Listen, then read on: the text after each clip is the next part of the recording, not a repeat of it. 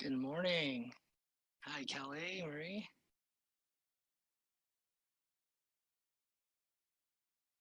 Just checking if you can hear me well enough. Everything Yes. good? Okay, great. Awesome. Good. So why don't we start out with a meditation while we're waiting for the other students to come into the class. Okay.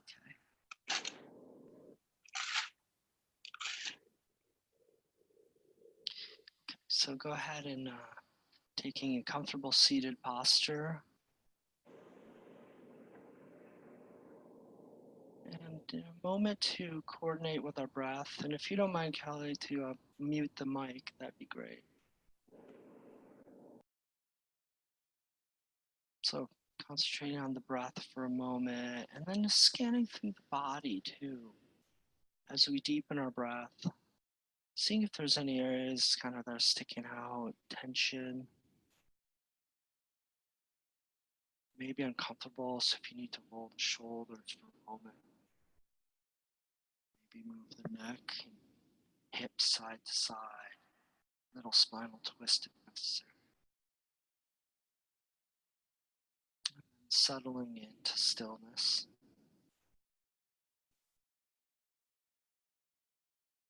Uniting with the breath.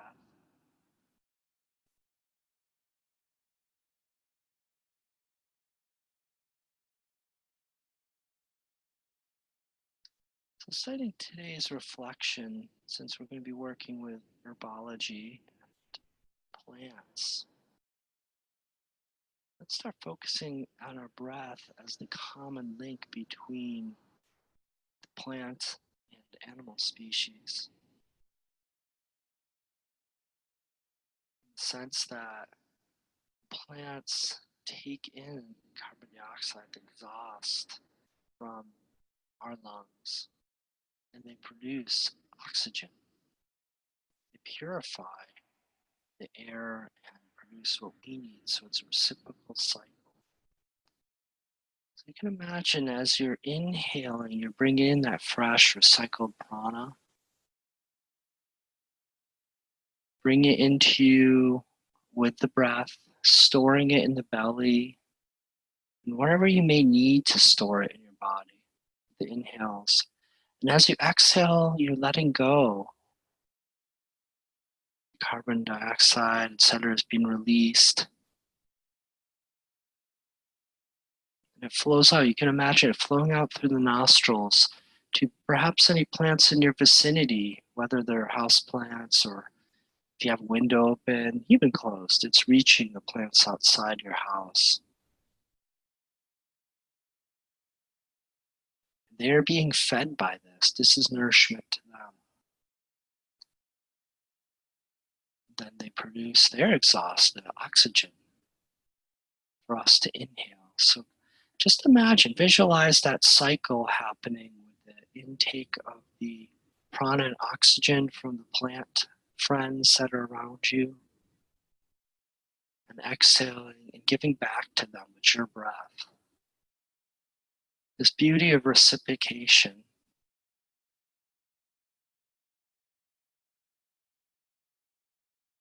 Creating and letting go.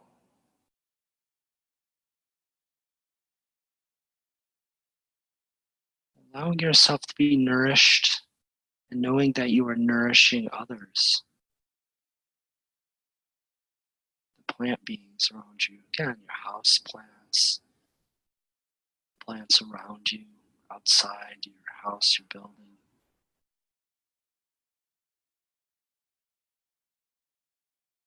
This is the only way that we are alive and breathing, is this relationship with the plants.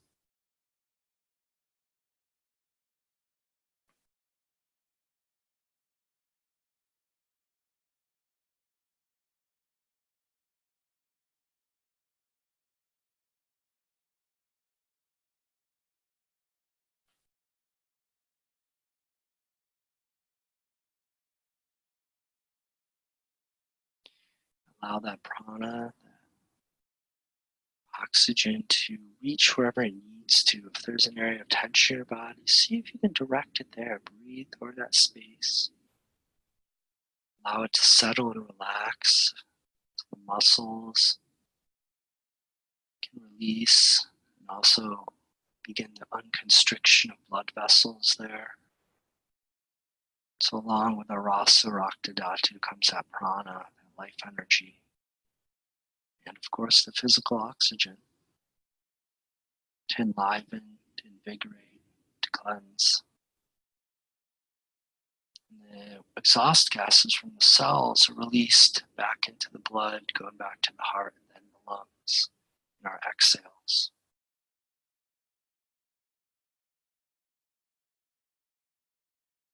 The same happens with the plants. Photosynthesis, as well as taking in the gases and transforming them through the leaves, the lungs of the plant.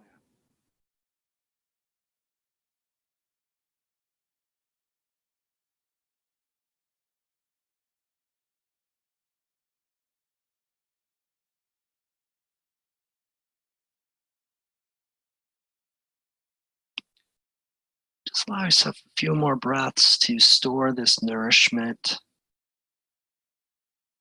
remain in this connectivity.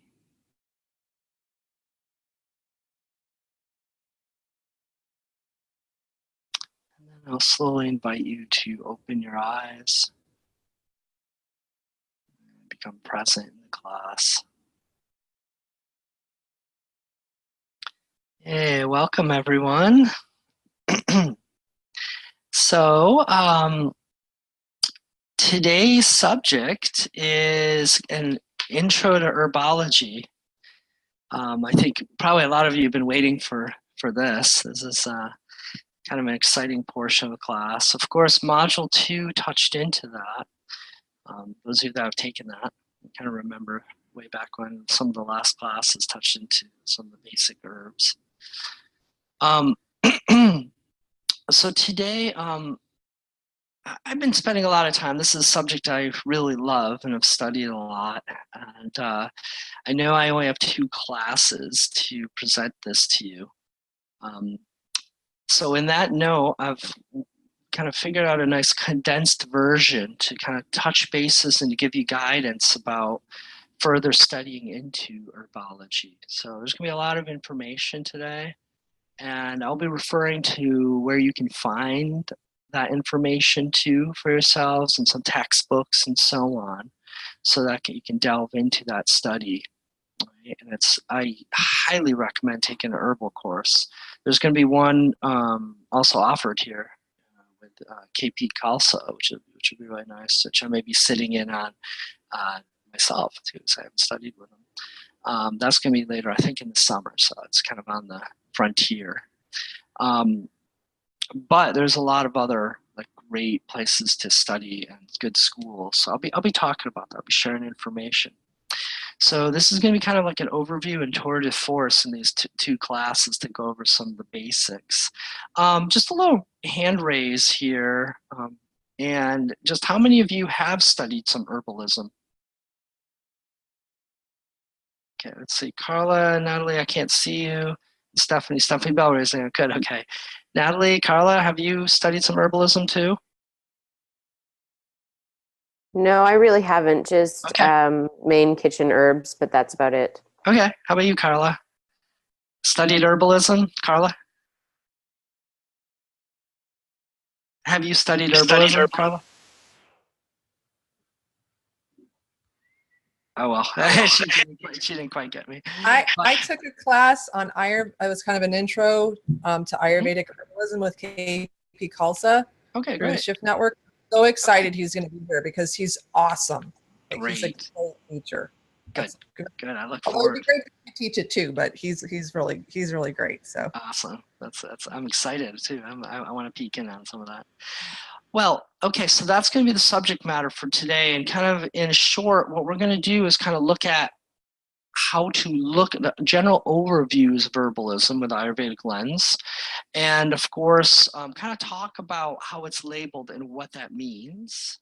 And then we're going to kind of go over how 5 elements are represented, as well as the 7 dhatus and the idea of tropism in plants.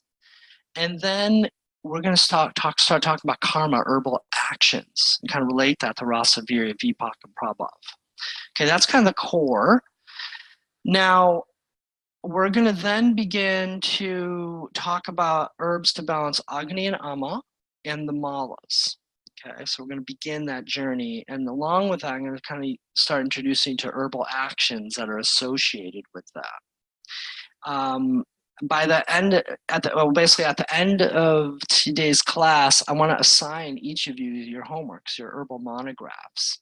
Okay, so that's going to be an important part for you to start collecting, and we're going to devise a way of sharing that so we can all kind of share the load and do the work. Okay. I want to start off though with, does anyone have any questions from the previous week's classes, or for that matter, the kind of workbook assignments they've had?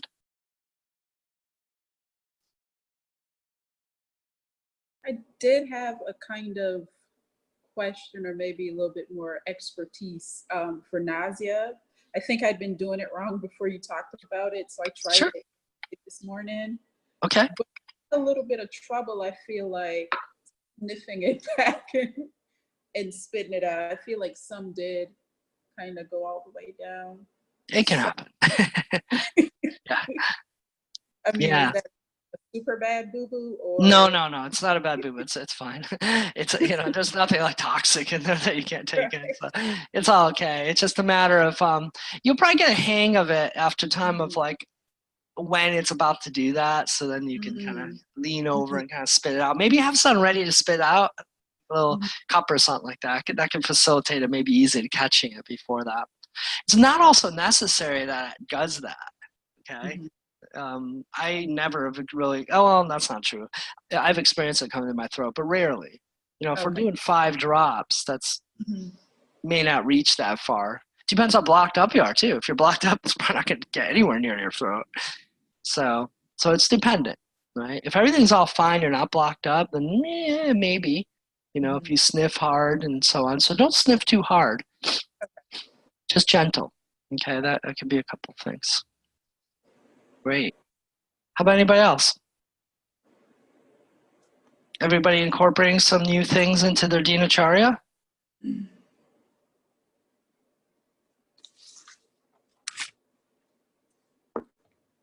Yeah. Okay, great. So Kelly, if you can just mute yourself too, so we can. So otherwise, it interrupts the voice. Great. So no other questions? Ready to go? Okay. So let's begin to broach this subject. So first of all, what do we call it in Ayurveda? Okay, like what's kind of the formal name of this study? Is this includes a lot of information for us. So Dravya, Guna, Karma, Rasa, Shastra, right? And sometimes it's not called all those little adjectives, but I wanted to include them all because they all have very important meanings. So there's quite a few words here. Dravya, Guna, Karma, Rasa, Shastra. Dravya means substance. Guna, as you know, qualities. Karma, actions. Rasa. And I, really it'd be nice to say Rasa, Virya, Vipaka, Prabhav, Shastra. But Rasa indicates tastes and all that goes along with that. Shastra means knowledge, study of, understanding of. So essentially the study of substances, qualities, actions, and tastes, etc. So that's the study of herbalism, pharmacology, let's say in Ayurveda. And you're going to see it with slight variations off that theme. So what it tells us is, what are the basics that we need to know to actually practice herbology in an Ayurvedic lens? Okay. So we need to know, first of all, well, what is the substance? Right? We have to have a substance, first of all. And that could be animal, vegetable, mineral. Right? There's all kinds of different things that are used in Ayurveda. Next, and very importantly, is gunas, the qualities of that substance. What gunas does it have? Okay. Because that's going to affect everything, right? The gunas are the basis of how we work therapeutically. Opposites, balance, like increases like, things like that, right? So that's very, very important to know about the herbs. And I must say that's one of the most challenging things to actually have knowledge of, because that's not something that's often included in most herb monograms, especially in the West, etc. Okay, and even in Ayurvedic, honestly, it's difficult.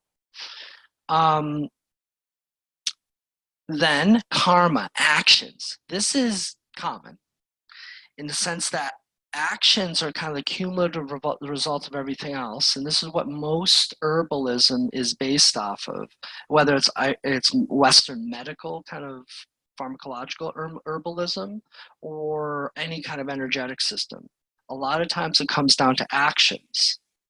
Now, one thing about herbalism based on actions is if that's all you know, then it usually goes to the next step of actions equating to diseases, and it becomes this for that type of herbalism, which is very much the allopathic approach and the research approach that's out there. However, it's not skillful usage of herbs, and it doesn't always work very well. Right? So it's good. We're doing a lot of good research, and we're finding out a lot this way. So it's important, but it's not the whole picture. Right? It's just one piece of the puzzle. So that's karma, actions, herbal actions. Okay, and what I'm speaking about here with herbal actions is like anodynes, analgesics, like pain relievers, diaphoretic, sweat-inducing herbs, so on. And we're going to get into that. Then we have rasa, the word rasa, and all that goes along with that.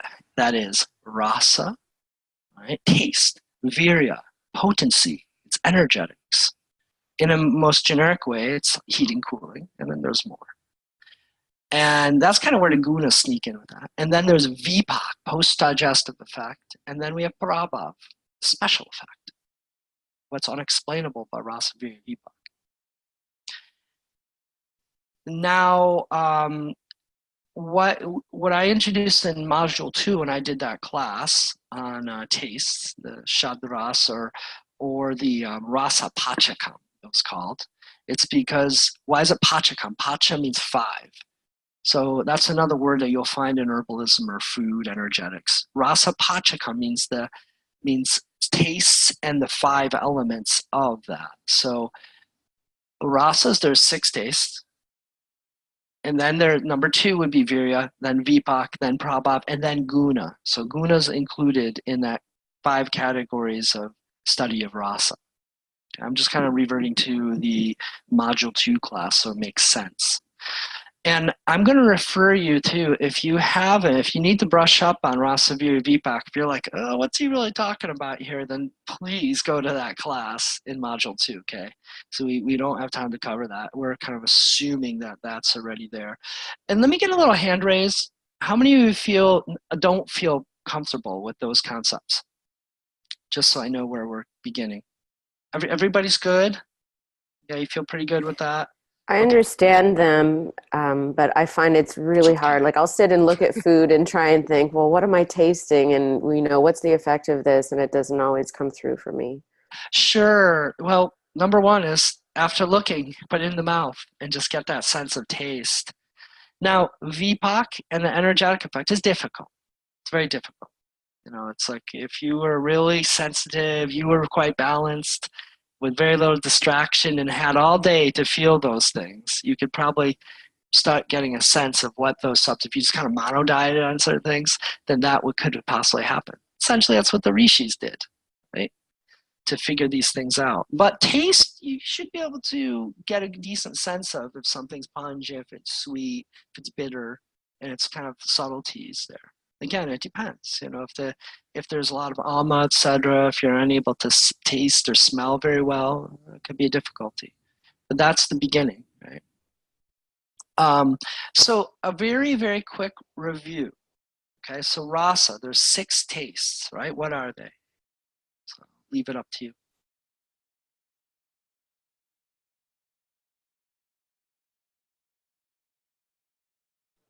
Sweet, sour, Sweet. salty, pungent, astringent, and bitter.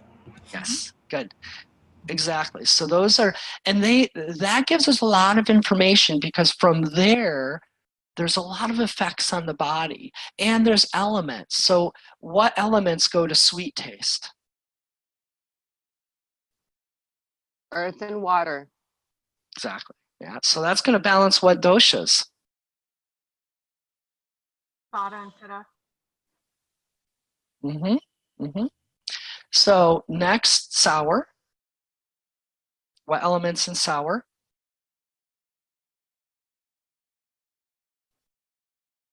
Fire and earth. Mm-hmm. Okay. So, and what's that going to balance? Vata. Yeah, primarily. Right? Pitta, Vata. Not so much pitta. Okay. There could be an up or down effect, depends on in kapha, because it has earth elements, so it's going to be a little challenging for it sometimes. Salty. What are elements of salty, and what's it going to balance?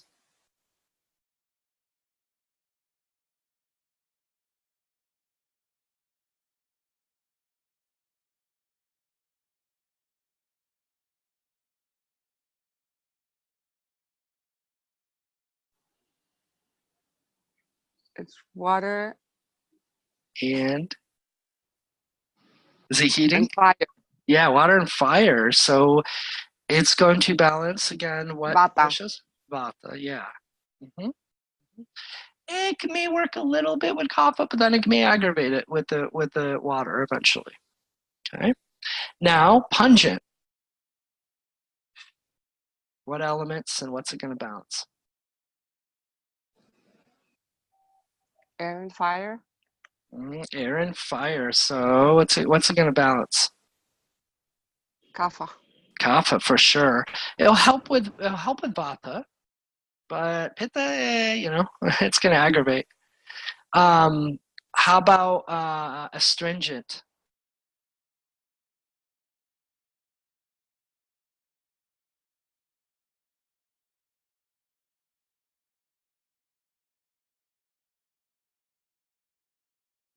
Would that be air and ether? No, that would be bitter. So bitter is air and Oh. ether. And air and ether is going to imbalance, or what's it going to balance? Which one's going to balance? Pitta and kapha, if we're talking about bitter. Yeah, Right. bitter, yep. So, and then astringent is, Space and air. No, that's air and ether. Yeah, it's a tricky one. It's like, huh? it's earth and air. Yes, earth and air, because it has dryness, but it hardens the tissue. It sucks out the water. Right? It stringes. So that is going to, what's that going to balance? Pitta. Pitta, yeah, it's actually sometimes good for pitta, right? And kapha to some degree, but if you take too much, then it's going to make it too hard to the dense quality, okay? But the dryness can help the moistness of kapha, right? Excellent. Okay, good. So there we got the elemental correlations. Now, next is virya. So keeping it simple for right now, heating and cooling. So bitter, astringent, and sweet are heating or cooling. Cooling. Yeah. And then pungent, sour, and salty are heating. Right? Those are the tastes that will kind of increase that. Now, vipaka. Vipaka is interesting. Is vipak, what do we really mean here? Well, first of all, let me go back a little bit with virya. So virya is the effect that's felt once it kind of gets into your body and starts circulating. Okay, the rasas are what's felt on the tongue and kind of initial action on the tissues, like down to your stomach. Whereas virya is felt kind of when it starts circulating through your body, how it kind of affects your body overall. Right? And then vipaka is as it exits, i.e. the malas, as it's exiting your body, your wastes, so on.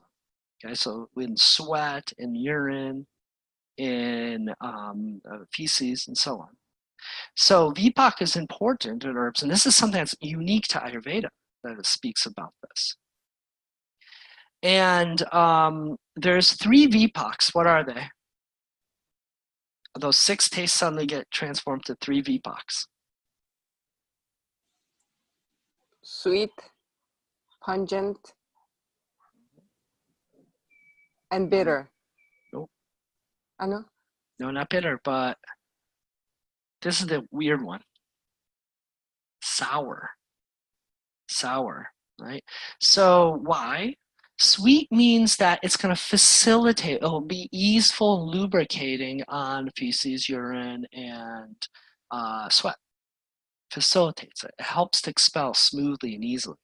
Pungent, oftentimes it's not going to be an immediate effect, but over time it can start drying up and kind of slowing down feces, as well as urine, as well as sweat. That's the pungent VPOC. Oh, and Stephanie, do you mind just turning off the mic so we can hear better? And then sour is kind of interesting because sour is going to have an effect that's kind of facilitate the flow, but it's going to be more heating instead of the cooling of sweet. Okay. So that's a kind of important difference, is it'll be like a more heating diuretic or heating diaphoretic for sweating, right? Or a little bit more heating on the stool, right? As opposed to sweet will have more of a cooling effect in those areas. Okay, so that's VPOC. And Prabhav is Prabhav. It's like, if you can't explain it to us of your VPOC, it's Prabhav, right? Now, in Prabhav also lies some really interesting things about, like, for instance, tropism. Okay, and that's kind of what I want to start speaking about in the next little bit before I just check in your questions. Tropism being affinity for certain things, like why does something have an affinity for a certain area of our body or organ or something like that, okay? Just questions on that before we move on. It was a quick review. Okay, so next, let's talk about overarching concepts of substances and kind of, ways of looking at herbs and herbalism. So first, Ayurveda speaks about substances as being in 3 categories: as food, medicine, or poison. And what it says is this is really all dependent on circumstance.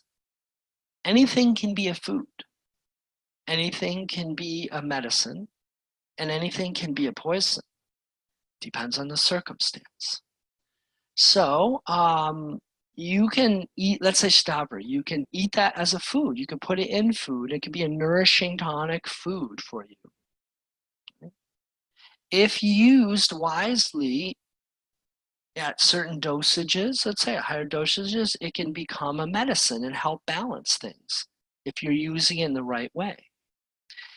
And if you overuse it or using it in the wrong way, it can become a poison. Right? And here's an example. Like, if you're just putting some shatavari roots in large pots of food, you're going to get some nice nourishment from it. Right? It's not going to do too much to you. If you're using a decent doses, like a teaspoon before or after meals, let's say, it can be very useful for if you have acid indigestion or something as acid reflux. It helps to balance that, cools it off, and soothes it. That fire. It's great for Tikshna Agni, right? And many other things. And then, what if someone has a lot of ama and manda agni, and then you're giving them shatavari? That becomes a poison because it increases ama. If ama's already there, and manda agni can't digest it, so it just becomes this heavy stuff that just keeps accumulating. Okay, does that make sense with the kind of the Ayurvedic perspective? So we have to keep that in mind, that anything that we give someone can fall into those 3 categories. If we're under dosaging, it's probably just going to be a food item. It's going to be a nutrition item. It's going to have a little subtle effect, a nutritive, more of a nutritive. Okay? And there's a lot of plants we eat for nutrient value that can be used herbally, right? If it's springtime where I live now, and a lot of stuff's coming up, like clover is starting to come up. We got dandelion greens coming up, and all this is wonderful. I can eat it nutritionally to get a lot of good things. Nettles, I eat that in my diet, but I can also eat them or take them at high concentrations and use them as a medicine. Nettles for asthma, dandelion to help purify the blood, same as clover and so on. Okay, so it depends how I use it. But if I'm not using it correctly, I'm taking high doses and I don't have those issues, that could really be a problem too. Okay. So that's one way of looking at Ayurveda gives us about substances. Now another way is, now let's talk about overall concepts of herbalism, different kind of lenses. And there's three I want to kind of give as overarching concepts. So there's the biochemical lens of herbalism, there's the bioenergetic lens of herbalism, and then there's a biospiritual lens of herbalism. And it's not the only lenses, but it's just a convenient one to begin talking with. What am I talking about with biochemical? Biochemical is what most Western medicine pharmaceuticals are based out of. And what that means is they work with the biology through extracting chemical constituents out of the herbs or using them with the chemical constituents in mind. So those chemical constituents have certain actions that are pretty verified on the body, and thus either the herb or extracts of the herb or constituents taken out of the herb are then used medicinally, right? What are pharmaceuticals? Some are synthetic mixtures of chemistry, of different things, but they ultimately all come from substances in plants and minerals and animals. All pharmaceuticals do. So it's just a form of herbalism, of extracted herbalism, right? And Ayurveda uses that too, those concepts. So that's the biochemical model, okay? And that's what's prevalent today in like Western herbalism, medical herbalism, things like that. Okay? And that's what most, if not all, the research is pretty much based on constituents taken out. And that's what you're going to find a lot of when you do research for monographs and stuff. You're going to see that, okay, turmeric. Well, if you take the berberine, if you take the turmericines, all these different like constituents out of it and use it in higher doses as constituents, then you get these clear results. Okay. Sometimes they use the whole plant in the research, and that's wonderful, but you have to keep your eye out. What are they really testing? Are they testing the different substances? They're pulling them out without the whole plant being there, and that's creating a thing? It's going to be different than when the whole plant is taken. Okay, very, very important. Everybody follow me with that? So it's something just to be aware of. So that's the biochemical model. Hey, it works, right? It's strong too.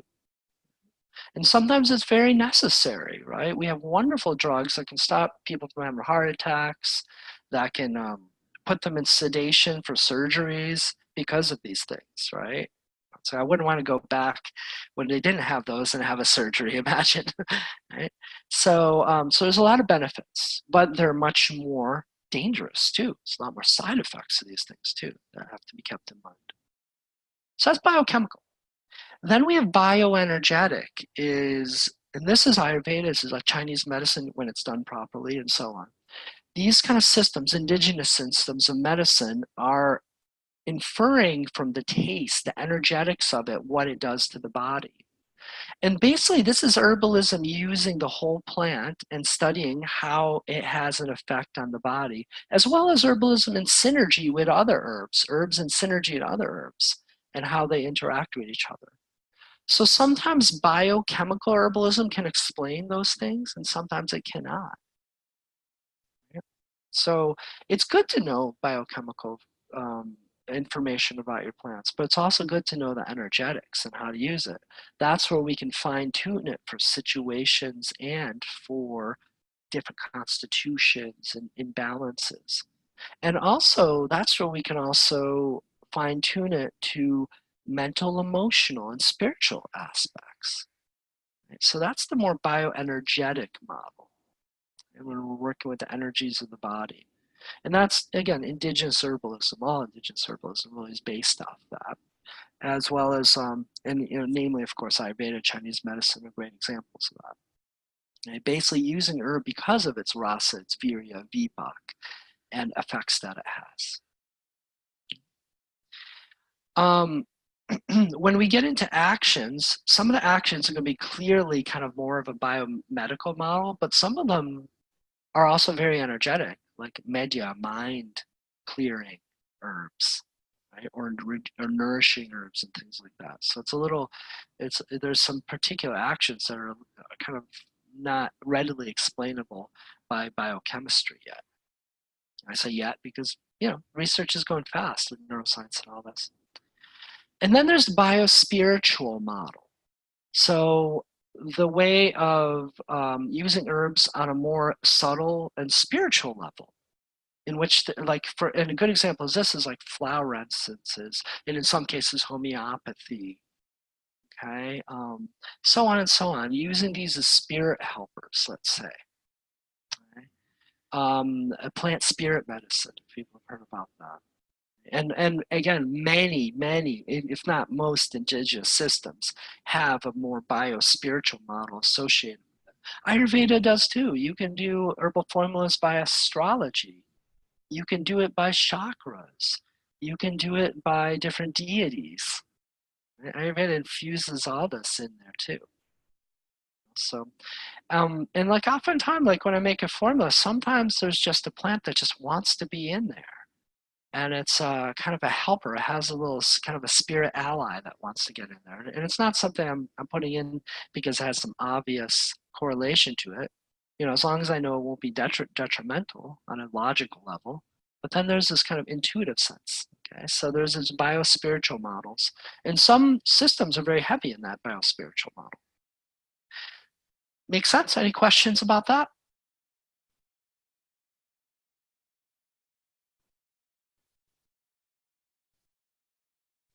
Okay. Okay, good.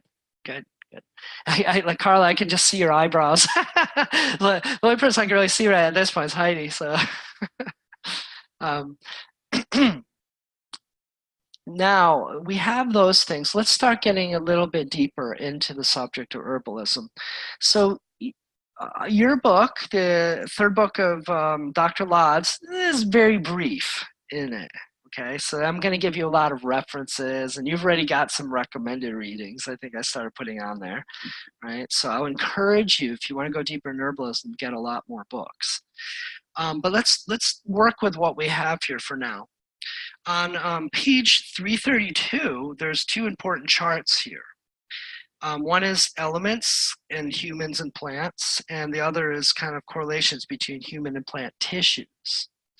So let's talk about elemental, and then let's talk about dhatus too, and tissues. And this I'm going to use to kind of help you with foundation-wise, because we can look at herbs, first of all, doshically. We can look at herbs elementally. We can then also start thinking about the tropism and what tissues they have an affinity or organs they have an affinity to. So this is a beginning for that. So if you look at elements and kind of humans and plants on this chart, let's say ether is represented by, you know, plants that are high in ether element will have an attraction to body spaces. And the intercellular space in plants is basically going to have that, right? Then air, respiration or movement, right? That element. So if we're working with that, respiration or movement, then leaves are the part of the plant that deals with that. So perhaps choosing to use leaves to help balance people issues with air element, okay? It's uncanny how this works out though, but often the leaves of the plant will have more of an effect on the respiratory system, let's say. Not always true, but oftentimes it is. Fire, body temperature, color. Okay, they're just one of the small amounts of things that is represented by fire in the body.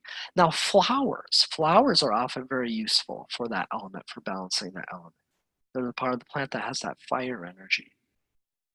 Water, plasma, bodily tissues, if we work with that, then often sap or juices of the plant can be very useful to help with that water element. A great example for that is, for instance, let's say sap juice would be like gugulu, would be resin, and that's used to clean the blood, or it could travel especially with the blood, for instance. Earth, dense tissues in the human body. If we want to get to the deeper tissues, earth, bones, things like that, you know, nerve tissue too. Wood and roots of the plant are helpful for that. Okay, often helps. It's a beginning. Okay, So that's a little bit of a correspondence with that. And it gives you kind of begins to start thinking about what part of the plant can be correlated. Now, let's take that a little deeper and get a little more specific with dhatus and parts of the plants. Now, there's a beautiful picture on 333 which kind of represents that. And you see this not just in Ayurveda, but you see this in a lot of herbalism courses, and it's called the doctrine of signatures. Some of you may have heard of that before if you've studied herbalism. Yeah. So Dr. Lott is kind of using the doctrine of signatures for the dhatus here. So for rasa, if you want to make a good effect on rasa, then it's often wise to use juices of the plant. Okay, like juicing the plant, juicing the herbs will have a very quick and immediate effect on rasa dhatu. Right? That's why if you've done like a juice cleanse, it gives you energy. You get boosted and you feel good quickly. Right? It's very, very useful. And that's a dream of mine that I would love to have access to, like Brahmi or all these wonderful Indian plants that I could juice and give to people. I mean, imagine the strength and the potency of that. Rakta, so blood. If you want to work with the blood, the kind of thicker tissue of the rasa rakta, then the sap of the plant. That's often where like the some of the gugulus and stuff like comes from. It's the saps of the plant. Mamsa, muscle tissue, the outer wood or bark of the plant, oftentimes is very, very good for that. Cinnamon bark's a good idea, good thing here. It kind of gets the muscle tissue, makes you sweat, heats it up, right? Increase circulation for that. Maida, so fat tissue, resin or gum. You know, plants that have gums or resin as part of like really thick sap, or trees. And so again, gugulu and myrrh and all these different things are excellent for helping to scrape. They have a lekhana action, scraping action about it. It helps to scrape fat, clean out that tissue. Asti is related to the trunk and branches of a plant. So oftentimes they're using that for bone tissue. Maja can be buds of the plant. Flowering buds even too. Shukra and Artava, reproductive, flowers, fruit, seeds, plant are very helpful for that. Okay, so that's the doctrine of signatures, kind of placed onto Ayurveda. Okay, any questions on that? And just to put out that it's not always completely accurate, right? It's I wouldn't take that. I would take that as a start, as a beginning, as a way of thinking. But it's not always 100% like this is how it's always going to be.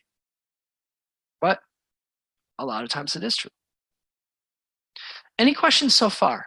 I want to make sure that everybody's kind of following along pretty well. Good? Okay. The next thing I'd like to do is explain and talk about karma, actions. Okay. So that we can kind of understand it. Why, where did these ideas come from? Where did karma come from? Right. So when you put together rasa, virya, vipak, and sometimes prabhav, and then guna too, when you look at all those things combined, because that will often create a unique template for a plant. Okay, when all those things, rasa, virya, vipak, and prabhav, and gunas come together, they'll often have a unique energetic kind of signature. And that will fall then into what is it going to do on the body and what specifically will it do? What obviously and clearly will it do? Okay, it's not just going to alter the doshas, but what's it going to do? Will it have an affinity towards blood? Will it have an affinity towards, what tissues will have an affinity towards? What systems? What will it do to the digestive system? What shrotas will it have an affinity for, right? And that's where the idea of actions came in, is when a substance is taken in its kind of entire energetic way, it's going to show up in certain kind of actions in general. And oftentimes herbs, plants, substances have many actions, not just one, many, many, many. Okay, it's rare that you're going to find one with under 10 or 12 or 20 actions. Right? A good herb often has like 20, 30 actions that it can do. Right? And is everybody following along what I'm speaking of there? Okay, so again, and this is something I'm going to encourage you to do some study on your own. This will be a kind of point of departure. Okay, this book doesn't have those in there. However, if you've scanned through some of the herbs, they will have talked about that. Dr. Lodz lists them as actions like blood cleanser, antibacterial, antipyretic. He uses the Western terminology for them. Here's some hints. If you Google, you can look at a lot like Christopher Hobbs or other herbalists. If you just Google herbal actions, you should be able to find a really comprehensive master chart of like all the different herbal actions. It's the same actions that pharmaceuticals have too. Okay, so Western herbalism has that, and that's good. It's kind of like the Latin for how plants act in the body. So it's a good thing to know the Western names. In Ayurveda, the idea of actions came out of Charaka Samhita and later also Madhava Nidana, some of the great texts of Ayurveda. Charaka gave 50 common actions and listed 10 herbs to go in those groups, give you examples, many of which are extinct, those plants, unfortunately. But still, you have 50 different groups of actions. Many which correspond directly to the Western actions, and some are very particular. Okay, and Madhava Nidana adds a bit more, probably about 16. There's a bit of overlap, and then it adds about 16 more. But Madhava tried to make it a little simpler and be like, look, these are the most important ones that you're going to work with. Now, you're going to find some overlap, a lot of overlap with Western actions and Ayurvedic actions, but you're also going to find some very particular ones in Ayurvedic actions. And guess what? Actions are not fixed. People are coming up with brand new words for actions all the time as new plants are being discovered or just new ways of thinking about it are put out there. So there isn't like a defined dictionary of actions out there. Some of you studying herbs may have encountered that. That something like, what's an eye warmer? Or, I've seen that before. It's like, okay, I haven't heard of that action before, but, and then there's like certain Ayurvedic actions, like lekana, scraping, that's like, okay, you can put together like alteratives and a few other actions to maybe get that, but it's very specific. Okay, so just to give you a little bit of heads up of what you're going to find when you start entering into the world of actions or you start reading about them and putting them down on your monographs. What I would suggest is when you look up herbs, make sure you get all the Western actions, write them down. And as soon as you can, try developing a list of as many possible Ayurvedic actions too, and start correlating them. Try to figure out like what are their Western correspondences and what are the kind of more unique ones of Ayurveda, okay? So that you can list both of them, okay? It'll be a useful exercise for you. So again, the Western actions are easy to find on Google. You can easily find a list. I think I just found one. Let me see if I can give you a little hint. Probably one of the best lists I've found was from, let's see what we got here. Oh yeah, Christopher Hobbs. If you just Google Christopher Hobbs herbal action categories, he has this like ongoing database of them, which is very comprehensive. But there's many more. There's tons out there. Now, books that have herbal actions in them of the Ayurvedic sort and that correlate with the Western are, and this is a section. Let me go ahead and show you some library. Everybody kind of ready for that, to write down some suggestions? Okay, because I'll use this to introduce you to the books. Let's start from kind of old school and we get to the more newer ones. So classics, Dr. Lodz and David Frawley's Yoga Verbs, all right? Great book, great book. This is kind of like the definitive book. It's classified by Western herbal actions, and it gives you the Ayurvedic actions that are corresponded to it. It's pretty limited. It has like 20 or 30 of them. Okay, not a full thing, but it's good. That's a great beginning. It's probably all you're going to need right here. I'm just going to mention this. Planetary Herbology by Michael Tierra. Now, the pitfall here is it's mostly Chinese. He's really looking at it as Chinese. There's a little bit of Ayurvedic correspondence. But this teaches you a whole, like, different perspectives on actions, okay? Most herbal books are going to be based off of actions as classifications for herbs. Because that's the hub that Western herbalism, Chinese, Ayurvedic, everybody kind of shares that hub of action being the base.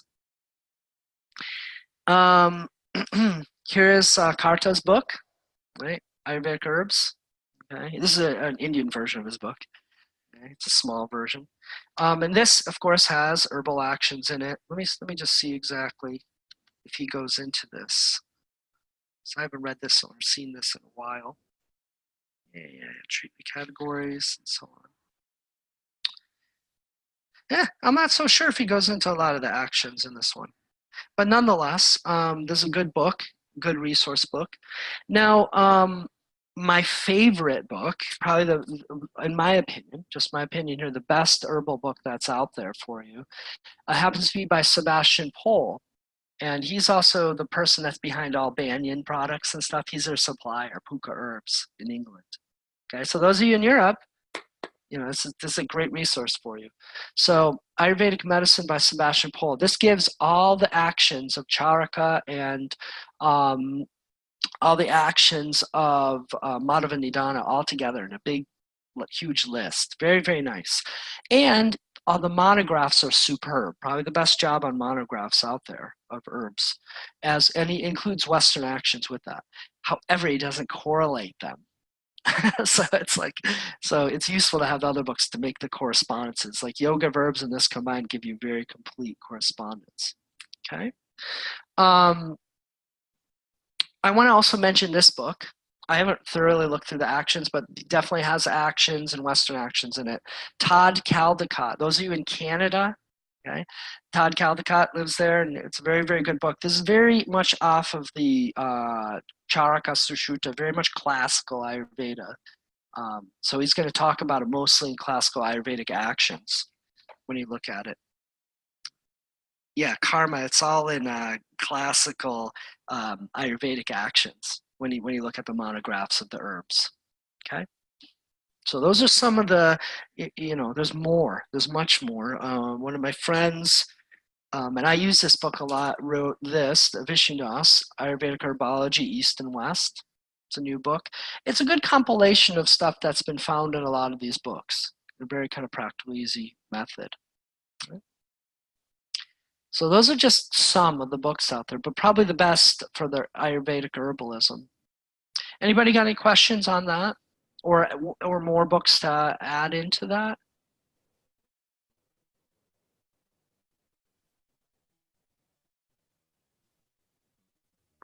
The Way of Herbs by Michael Tierra is a good one. He does For sure.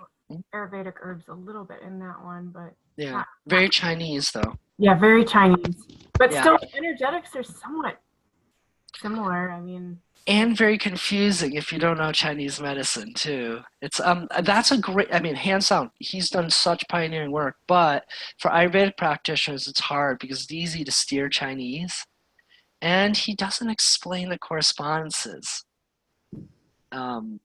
Anyways, if you want to study and you're really interested in Chinese and to look at it at a more like an Ayurvedic perspective, people have done a pioneering work on that. As if you Google the Alternative Clinic, and Andrew and Juliana Nugent Head, they're awesome. And they teach Chinese medicine off the taste. They practice that way. It's interesting. I've yet to sit down with them, but they live in my town here, but we're top-notch world teachers. And I'm going to sit down with them someday to talk Ayurveda and Chinese medicine and start making those collusions there. But yeah, there's some good people out there in that light. Mm-hmm. Do you know of any good websites or resources, particularly about common herbs that we might have like in our teas and stuff, but aren't necessarily Ayurvedic? Like a couple months ago, I was trying to look up chamomile and whether it aggravated, and all I found was one listing on Joyful Belly that said it was vata aggravating, and I was confused because I'm like, well, this is well known anxiety, so why are they listing it as vata aggravating? And I Yeah. couldn't find a source on it. Well, Joyful Bell actually has some pretty good stuff on there. And that's a good. He's a friend of mine who runs that. And but this and this is where also Vishnu's book. This will have a lot of because it's East and West, so he did a lot of the work with that. Now, if you look up Kevin Spellman, he was a teacher at the Ayurvedic Institute, and he's also a very well known Western herbalist. He's done a lot of work, and probably on his website you'd find a bit of that. Okay, thanks. But it's going to be difficult. Like on the web, there just isn't that much that's out there that's super accurate or Ayurvedic minded yet. You know, we are going to begin some of that. Okay, some of your homeworks are going to be used for things like that. Okay, and I'm hoping that'll carry on also in your Ayurvedic practitioner level, so we'll really start making awesome monographs for a lot of stuff.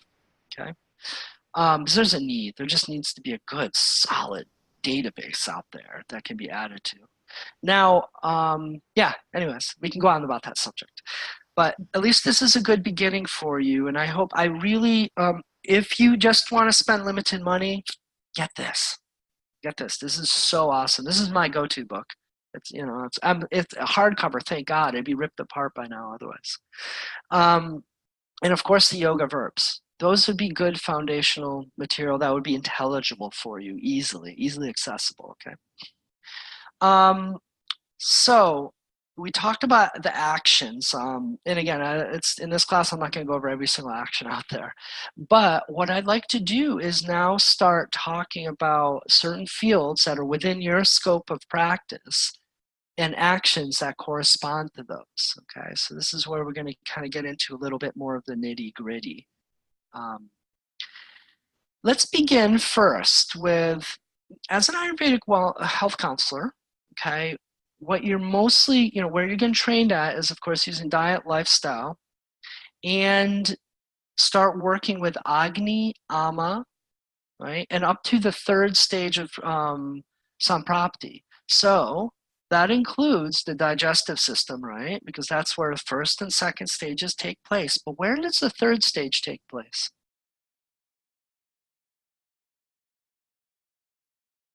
In the mind. Well, kind of, yeah. Circulatory system. Yeah, circulatory system and the mind. Your mind's a good place, but circulatory system, that's the more clear correspondence. So with that being said, those are kind of going to be the areas that I want to focus on. Now, what goes along with that? What goes along with Ama? Because Ama is kind of on your scope practice to help deal with. What are the malas? How does Ama get out of our body?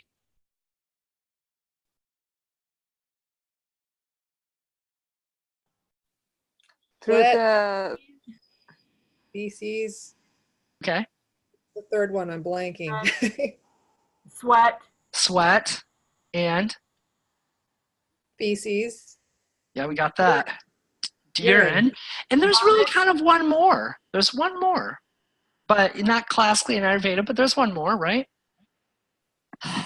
Vomiting. Well, not breath. So with that in mind, those are the things that I would say would be the focuses for you as Ayurvedic health counselors to start, that's your entry into herbalism, I would say, because it's such a huge subject. You're going to just start studying all these random herbs that are for this, for that, for this, or do you want to maybe start specializing in what you can handle with those first three stages? Okay, it's a wise choice. And when you look at well thought out herbal courses, and I've seen there's been finally a Western herbal formulary book, the first one in 100 years since Eclectics has come out, and they chose those systems too, right? And it's like, yes, that's the obvious thing, and that's a great start. Okay, to work with, how do you work with people's Agnis, their malas, and with Ama, right? Which is going to be, of course, all those, and also you can then start broaching blood. Right? How to work with blood and prasara and help things there, okay?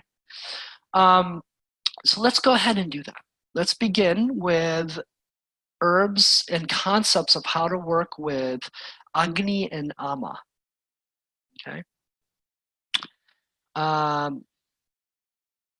Let me do one thing. There's two things that before I begin that, I want to actually give you a little bit of a context. I realize I haven't given you a little background yet.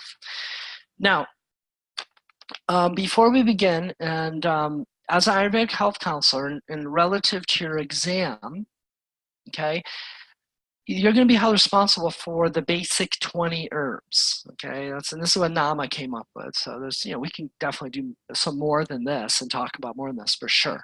But these are some good start. Mostly these are kitchen herbs, but they're very potent. They're also the base herbs for a lot of very important things. So on your class that's uploaded, you should have had on your objectives and all that, it should have a list of the herbs. Everybody saw that, the Latin names for the herbs? Yeah? Yes, no? If you got your reading assignments, then it was right there with the objectives. It showed the list of the herbs. Now, for your benefit, go to the NAMA site, look at your scope of practice for Ayurvedic wellness counselor or health counselor, which you should do anyways, because that gives you a really good curriculum of everything to study and everything to know. And they're going to say the basic herb list for Ayurvedic health counselor. Looks kind of like this if you print out the page without all the notes. So let me go down those herbs so that you're familiar, and I'll try to do it slowly so you can pencil a little list of them. The herb list gives you the Sanskrit name, which is important to know because they're going to use the Sanskrit name on the exams. Okay, and then it gives you the Latin name, which is very important to know because then you can actually look it up, right? And it's useful to know the common name, okay, for most of them, because most of them you're not going to know by either of those. You're going to know by your kitchen herb name, right?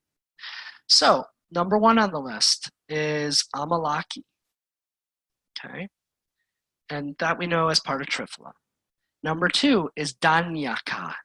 Danyaka is coriander, okay. I'm not going to go so slow that you write all this. You can find all this, and you should get this list. And it's also written in your objectives for this class. The next is cardamom, Ella. Okay. Then Haridra, turmeric. Then Haritaki, another part of Triphala. Hingu, or Hing, which is asafoetida, part of Hingashtakchurna. Then there's Jatifala, or nutmeg. Then there's Jiraka, good old Jiraka, cumin. Then there's Lashuna, garlic. Then there's black pepper, maricha. And then fenugreek, methika, or methi. Fennel, mishreya. Pipali, right, part of Trikatu. Then there's black mustard, rajika. And then there's ginger, shunti, or adrak, but they use shunti. Then there is sesame seeds, tila. Then there's good old tvak. Tvak is cinnamon. Then there's bibitaki, and they spell it vivitaki. I don't know why. I think it's bibitaki classically. And then it's ajwan, which is yavani. Ajwan or celery seed. Yavani. There's others. There's plus or minuses around there, but that's basically there's 19 of there's more that's off in there. And then they want you to know three classical formulas, and I'm going to make sure you know 4 because one more is very useful. And also Chavan is a Rasayana. But the 3 classical formulas are very important to know because they correspond to the Agnis. We have Trikatu. Right? Trikatu, which is basically the combination in equal parts of ginger, black pepper, and pipali. And then we have Hingashtakchurna. Hing, it contains asafoetida as its main ingredient, but then there's 8 other ingredients. 7 other ingredients. It's ashtak. Ashta means 8. So hing and 7 others. And then we have Triphala, right? The 3 fruits. So Haritaki, Amalaki, and Bibataki. And what I'd like to include is Avipatakar Churna, which is a kind of classical for Pitta, or Tikshna Agni. It's a classical formula. So we'll go over those in the course of time. Okay, but that's just a list. And please, again, look on the Nama site and, to get yourself familiar with that for more than just this. There's many other reasons, but this is a good list. It's easy. You can just download it. And it Can you is say the last one again for the pitta? Sorry. Oh, Avipatikar Churna. That's not on their list, but I want to make sure you know about that. Okay, so that's going to be the herbs that we're going to focus on. Okay. Another reason I want you to have this list is because when we assign the homework today, you'll know what to look for. Okay. So I wanted to go over that because I'm going to be using those as examples. Right, for and those and some of the other common herbs as examples for like Agni, Pachan, and so on. So let's start again with herbs that balance Agni and Ama. First of all, what is this called in Ayurveda? Herbs that balance Agni, or let's say stimulate Agni, usually taken at the beginning of meals, are called Dipana herbs. They light the fire. Dipa is a light. So they stimulate appetite. So one of our first questions when we work with a client about diet and about their digestion is, how's their appetite? And their answer will indicate, do we need to use these herbs? Okay, and do we need to give them some of these before the meal? Okay, so those are Agni Dipan herbs. Now, I'm going to then go into the next category, and then we'll talk about the Western terminology. Then there is Ama Pachan herbs, right? And they're often the same herbs, conveniently, as the Dipan ones. So Ama Pachan means burning Ama. These, oftentimes you give herbs after eating for Agni Pachan. So for Ama Pachan. So for Agni Dipan, this falls into digestive stimulants is the Western kind of terminology for this, or digestive stimulants, I would call them, yeah. The Pachan herbs are often just called digestives. They help with the digestive process. I'm not giving you everything that's out there for this. I'm just giving you the most common or easiest way to think about that, okay? But it's a good start. So digestive stimulants or digestive stimulants as well as digestives, kind of, those are the categories that correspond to Dipan and Pachan. And often when you give the herbs before meals, they become much more Dipan. They have some Pachan effect. And after meals, they have Pachan, more Ama burning effect. Okay. So another category that I want to include in this realm, okay, I'm going to give you a couple more Western categories and Ayurveda categories, action categories, and then we'll kind of get into applying it, is bitter tonics.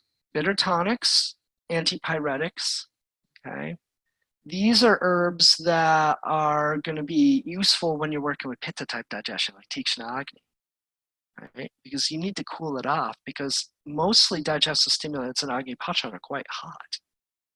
So you would often include herbs that are have bitter taste and bitter tonics. Can you repeat that? It was bitter tonics. An antipyretic is another way of saying a bitter tonic. So anti, like heat or fever, let's say, or inflammation.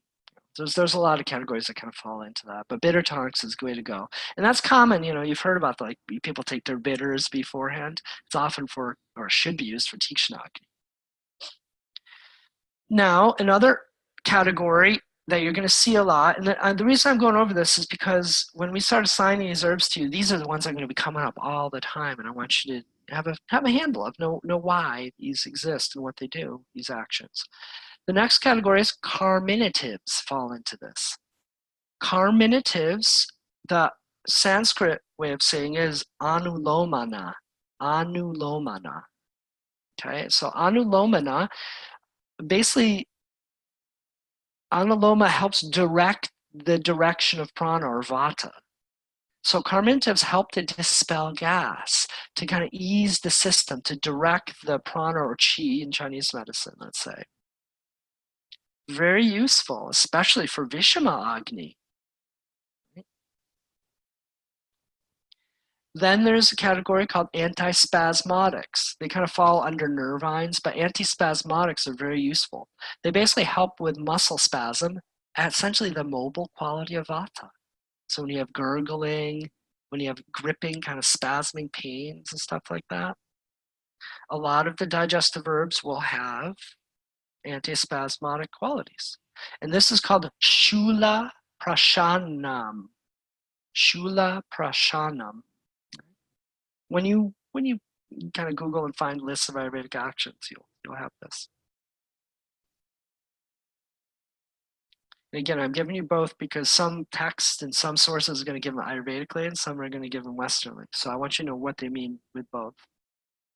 And then there's going to be aromatics, okay, which are going to be kind of like more drying herbs, drying digestives. That's like a little subcategory, but those are going to be ones that are going to be especially good for like kapha. So everybody kind of got those kind of base herbal actions that fall under the concept of Agni Chikitsa and Ama Pachana, Ama burning. Okay, those are going to be good places to start your studies in those fields. Now, let's look in particular. Let's talk about Vishama Agni. Okay, so Vishama Agni, you're going to think about, well, first of all, Vishama Agni, people have erratic appetite, right? That's one of the signs. So that's where that digestive stimulants, the Dipana herbs, come into place. And you want them to be warming in general. It's okay to use a little heat with Vata, because Vata's cool. And then you're also going to be thinking about carminatives, right? Gas dispelling herbs. And then you're also going to maybe think about antispasmodics in case there's too much of the mobile quality. Make sense? Okay. Let's keep it simple here. So what are some good Agni? Let's see if you can come up with some, and then I'll help along. What are some good Agni stimulating or appetite stimulating herbs, Dipana herbs? Cumin. Yeah, cumin, wonderful. However, cumin's a little cooling, but it's a good herb Cinnamon. still. Cinnamon can be used for vata, sure. Yeah. Pepper. Ginger. Yeah, exactly. Good. Yeah, exactly. You give those before the meal, it'll do that. Now, how about carminative gas dispelling herbs? Fennel seed? Fennel seed, yeah, absolutely. It's a digestive stimulant and really good for gas dispelling, right? How about antispasmodic?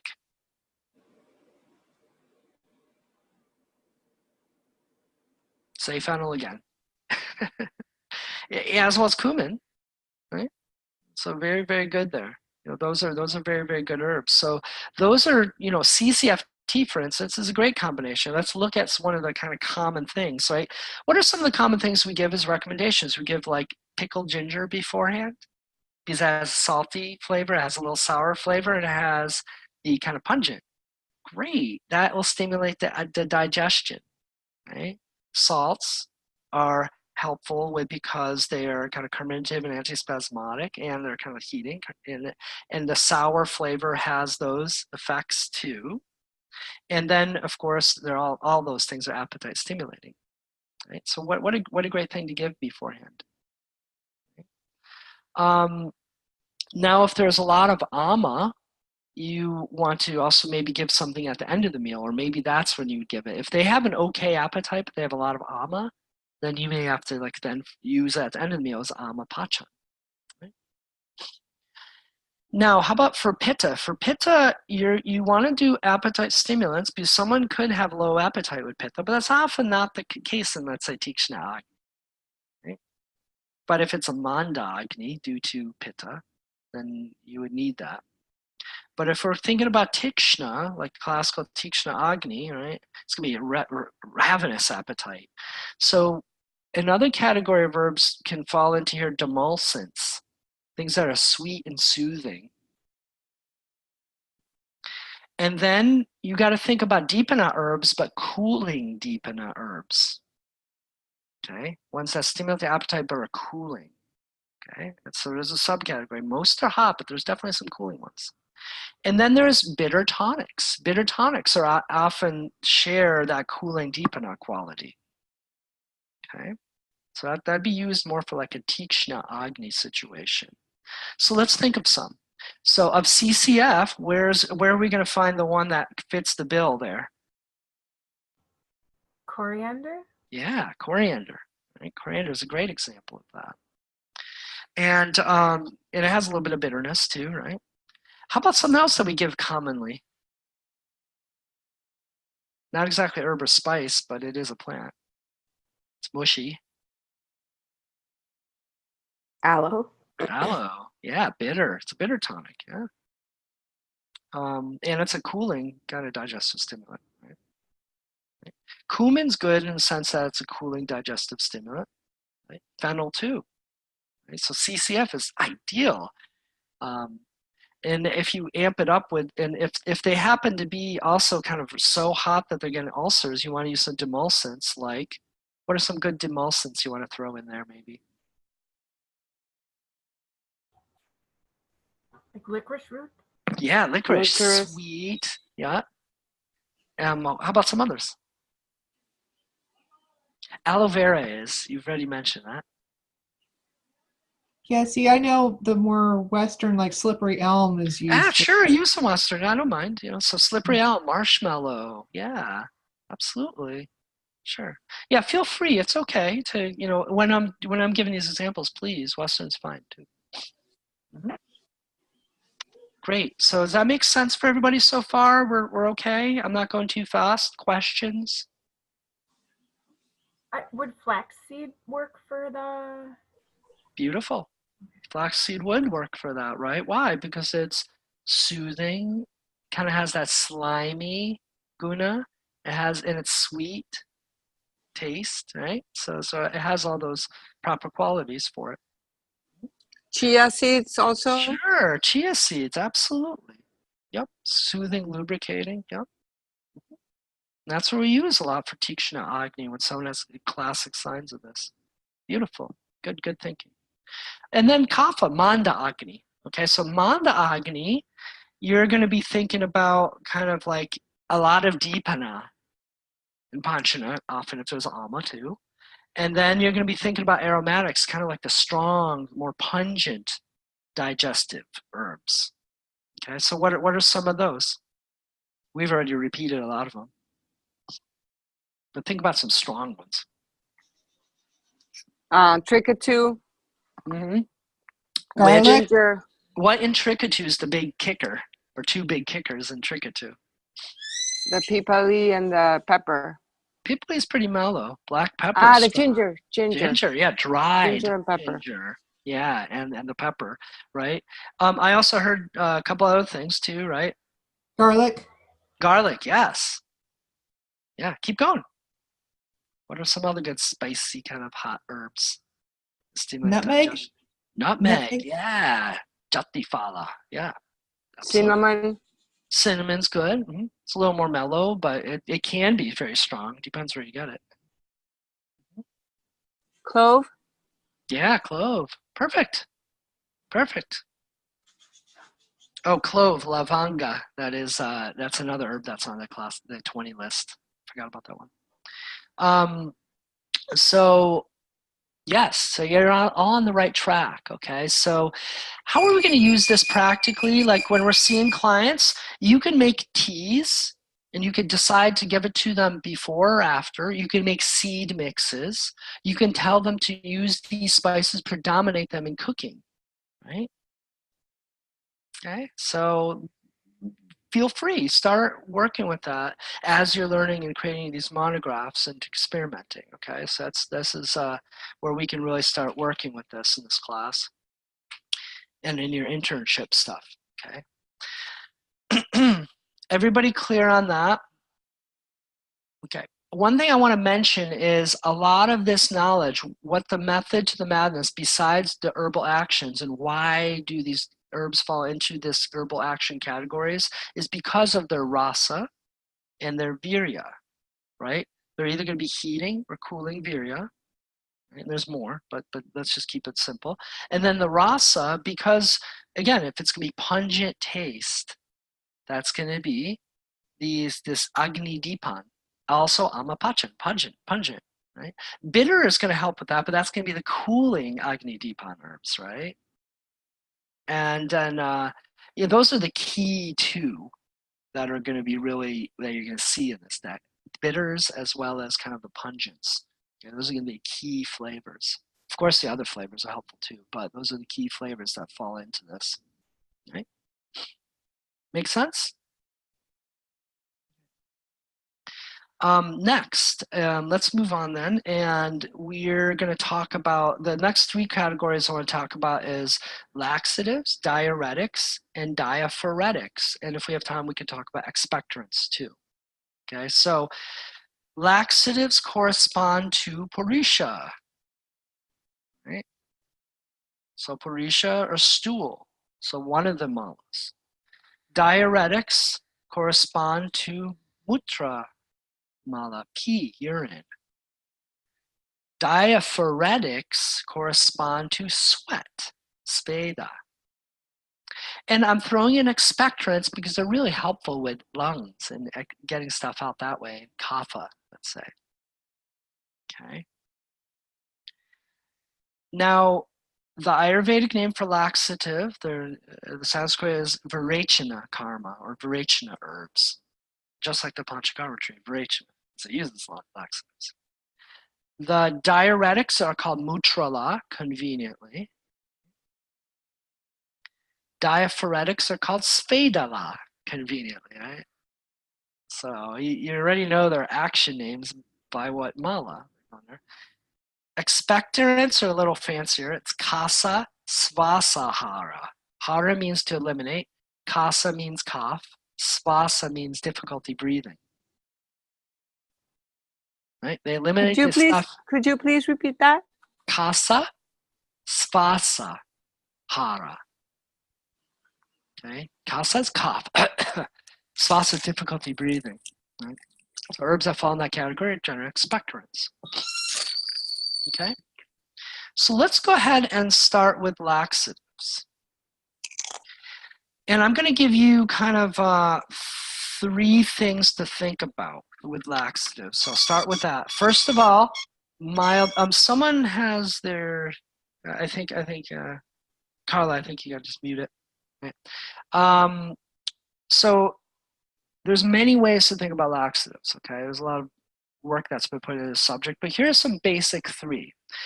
First of all, mild laxatives. Okay, this is what you really highly recommend that you work with mostly. In Western terminology, it's also called aperients. Aperients. A-P-E-R-I-E-N-T-S. Aperients. Mild laxatives. Okay, these are the bulking and moistening type laxatives, often food-based. Okay, one category. The next category is strong laxatives, and there's levels of strength. The mediocre ones are called purgatives. The strong ones are called cathartics. And the stuff that you're only going to use in emergencies is called drastics.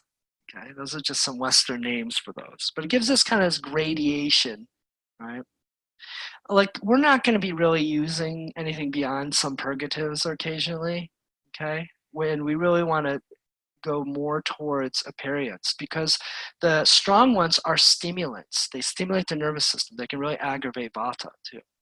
Sometimes they're necessary, right? And you can be on some of the mild or strong ones for a while until things equalize, but eventually you want to get off them. And then there is, in general, like cooling or heating, thing that you have to think about. Or, in general, I would say cooling laxatives for like more hot situations. Okay, so those are kind of three things that one should keep an eye out with laxatives. So let's talk about them. So mild laxatives. What are some things you can think of aperients or mild laxatives or bulk and moistening type laxatives? Is oftentimes why people are constipated is because of vata or dryness. Could be pitta caused dryness too, if the gallbladder and liver are a little congested. Oils, Yeah, sesame. sure. Get more oils in the diet. And then there's the strong one, but still falls in the category of castor oil, for instance. It's not horribly, but I mean, it just depends on what you take, but it's not, a hardcore one. You have to take a lot to get a huge effect. Okay, that's one thing. But what about a lot of the other stuff that you were all talking about as demulcents too? Like the flaxseed. Yeah, flax seeds, chia seeds. These are all under laxative, gentle, bulk producing. How about a nice Ayurvedic one that's common used? Bulk and soothing.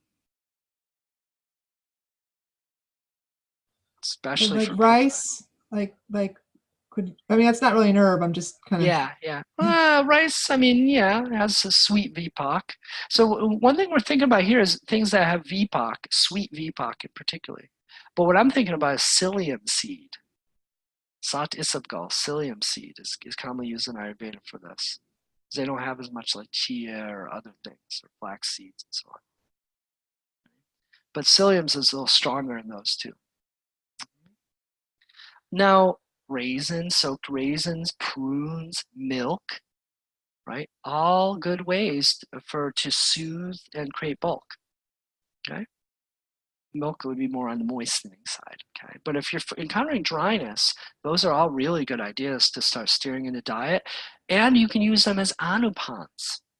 I often mix herbs into those things. It's not uncommon that I give people psyllium with something in it. Okay, to work with it, but to get that moisture in there, especially if it's a dried herb. Dried herbs will have the drying quality to some degree, even if it is things like triplet or shatavari. So if you mix it with psyllium and you get the moist, then it helps. Okay, so now how about stronger things? Things that are more stronger purgatives.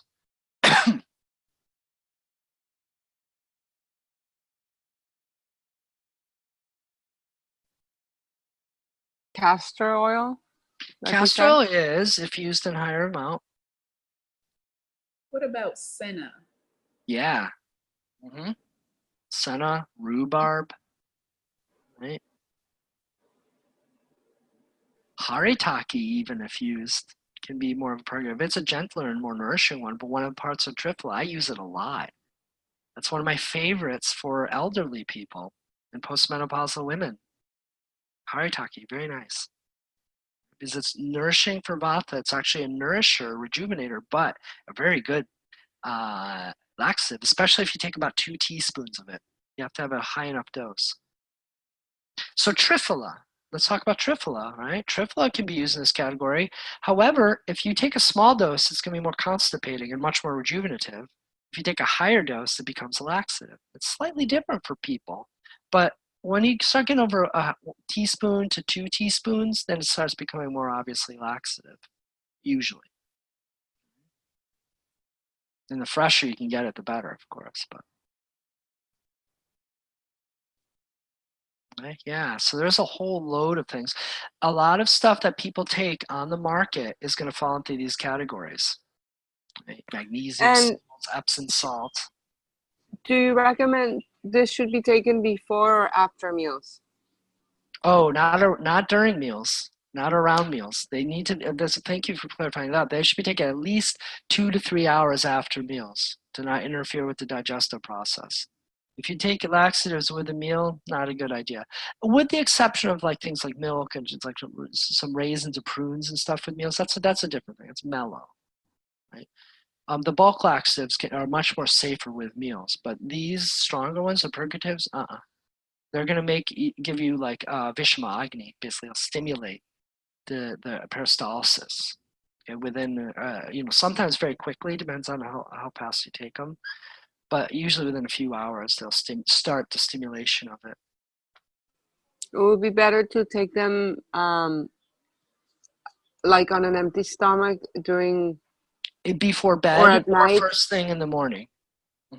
At night or first thing in the morning. Yeah, that's the best. Now, if you also given someone like a sleep formula to soothe, I often have them take it. And we talked about this, I think, when we did the last class too. Is you can take like Triphala maybe 2 to 3 hours after dinner, and at least an hour to 2 hours before taking like some milk before going to bed or a sleep thing. Okay, that's a good place to sequence it. Oftentimes, if I'm giving them sleep formulas, I'll just have them take it first thing in the morning. Make a tea of like Triphala, and take that as your morning water, let's say. Okay. Good questions. One last thing I just want to talk about is we may sometimes need to think about cooling laxatives. If someone's more having that kind of pitta, either pitta like manda or very dry pitta, then, and this is usually goes along with liver congestion. So their bile's not flowing, and bile is necessary for stool and for stool movement. So here you're thinking about herbs that also have an affinity for the liver, but aloe vera is a very good one. Okay, as a cooling laxative. Cascara sagrada, rhubarb, senna, they tend to be cooling. Okay. Questions? Anything else? This is a good start, at least. I have sort of, not sure, but about Triphala, you keep mentioning teaspoon-wise as in powder, and it seems like you might have to search to get that because more often they sell them in capsule form. Sure. Yeah. So let's talk about this. This is something I'll recommend you all do. Is if you're going to be using powders, get a proper teaspoon measurement, because people aren't going to be weighing out their stuff if you're using powders. So you have to kind of get it on there. Is with the common herbs you use, take a teaspoon, take a half teaspoon, and a quarter teaspoon, and see how many grams they are. Okay. So I've done that with Triphala, and again, different batches is going to be slightly different, but I think if I remember correctly, about a half teaspoon is about 0.75 grams, so 750 milligrams. So a teaspoon is about a gram and a half ish, okay, roughly.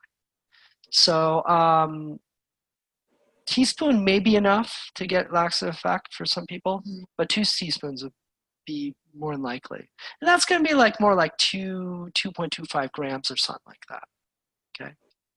So let's say if you order Banyan has pills that are 500 milligrams and their dosage is 2 pills. That's 1,000 milligrams, 1 gram. It may not be enough to get a bowel movement regularly. So you may have to take 3 pills, maybe even 4.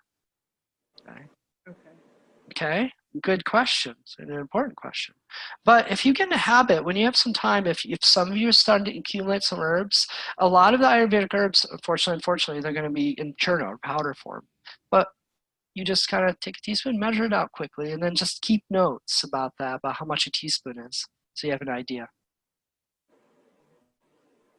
When you start mixing herbs, as I'll get to later on, it's going to create synergy, and it's going to amp up the effects, so you need less of the herbs to get the therapeutic effect you're intending. It's something important too. But if you're just using 1 or 2 herbs, and you want to get the right dose in there. Yeah, good. Okay, so let's talk about the next subject is diuretics. Okay, so we talked about the expulsion of feces as a mala. Now, expulsion of urine, mutralas. So in general, things that are good, well, there's going to be basically heating diuretics or cooling diuretics. Okay, and heating is going to be good when there is vata and kapha, kind of congestion issues. Okay, and ama, right there, and then on occasion I run to a lot of clients that have pitta in the urine. Red, yellowish. They have a lot of yellow. It's heating sometimes, or in infections, things like that. And that's where you're going to need the cooling diuretics. There's also, I just want to point out that there's also a category called anti-diuretics, things that actually stop you from going pee as much, which are sometimes useful too. Those are generally going to be astringent flavored things. Now, things that are going to be regularly direct, heating direct, going to be more on the pungent side.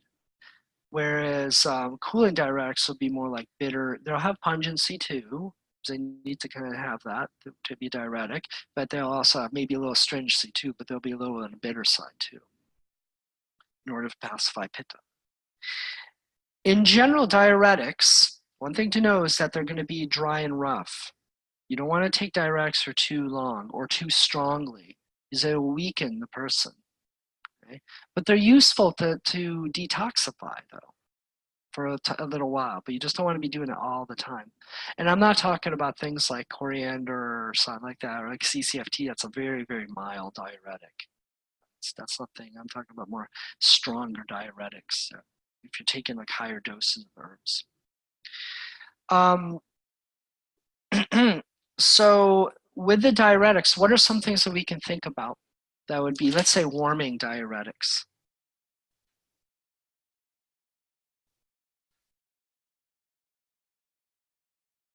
One of your herbs on the 20 is a really good one for that. It's also really good for Agni Deepan. I'm just curious. This is a harder question. Maybe some of you have studied herbalism already out there.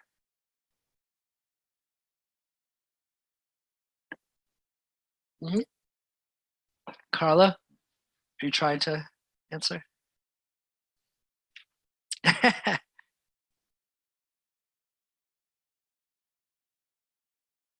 Well, some of the ones that come to mind, it's hibiscus. That's cooling. Ah. Yeah, but that's a good one. That's a good one. Yeah, cooling diuretic, yeah. Hibiscus is lovely to kind of cool off, right? Is fenugreek a diuretic? Sure, just to a small extent. It's not a huge one, but yeah. And then there's Ajuan, celery seed. That's a nice heating a diuretic. It's a good way of kind of purifying there. Cinnamon, to a certain degree, is too. There's a lot of different Western ones too, things like parsley, for instance. And then the cooling diuretics, one in CCF. Coriander. Coriander. Yeah, coriander, absolutely. And fennel is too, a light one, but it's there. Gokshura, goat head, an Ayurvedic herb that's used. That's an affinity for that system. Shatavari to a small extent. And then there's some good Western cooling ones Punarnava. Like Punarnava. Yeah, Punarnava for sure. Has an affinity for kidneys and things. Marshmallow, plantain. There's a lot of different ones. Burdock, levers. So there's quite a few cooling diuretics. Uva ursi. Okay, good. So that's any questions or any more comments with that? I don't know, is nettle cooling or? Yeah. You know, I'd say it's kind of like balanced, but cooling a little bit outside. Yeah. Next, diaphoretics. Okay, Svedala herbs, so sweat-inducing herbs. Right? Many different uses, and you know, places where you've probably used them most is for those of you that have used herbs for fevers, for instance. It's generally what you want to take first when you start getting a fever. It's something to push it out through the sweat. So sweat-inducing, and again, these can be heating or cooling. Those are some general categories of sweat-inducing ones. Now, I like to keep in mind is what do we try to purify? What kind of conditions are we working with here? And this is often when things are in prasara, spreading, and our skin conditions too. Okay, when we're thinking about skin conditions. And that's where we have to make wise choice about, do we want it to be heating or do we want it to be cooling? Because a lot of skin conditions are pitta, right? Spreading, kind of oily. So then you want to do like cooling. But you do need a little bit of heating in there too. Sometimes it has to be a balance. Okay, so I just wanted to keep that in mind. And you also have to think about what's the best route of elimination for the person. Is most of their ama or congestion? That's why we always ask about stool, urine, and sweat. If we leave out one of those, then we're missing an exit route that can give us a lot of information. And then we have to determine, is there, is there a lot of odor, sinking stool, odor in the sweat, BO? Is there a lot of odor in the urine? Is it cloudy, etc.? If you're seeing those symptoms, then you want to take that route, especially, and purify it. So with Svedala, again, cooling or warming. Things that'll have pungent taste, the pungent VPOC2, are going to be more warming for sweat, and things that are cooling will often have bitter with pungent. So you need the pungent to sweat, but they'll have some bitter with it too. So what are some of our common herbs that we use, that's on the list, and maybe some other things that would be warming diaphoretics?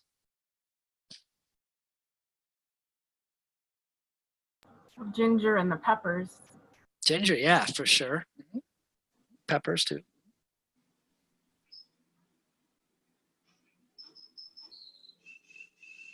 What's a very common one used in fevers to sweat it out? Garlic? Garlic, yeah, that can do it too. That's more for digestive. And onion. Cinnamon, yeah. Cinnamon's a very good one. Bark, skin, yeah. It's like cinnamon's excellent. It's a very commonly used one. Ajuan is also good for this. And good old Tulsi tea. Tulsi is very, very useful. It's light, it's gentle, but it works. Is that heating or cooling? It is heating. It is heating. It's gentle. It's not strongly heating, but it is heating. Tulsi tea wouldn't be the best thing for pittas to drink during the summertime, let's say. That's why often they make Tulsi rose tea, for instance, to balance it. How about some cooling diaphoretics?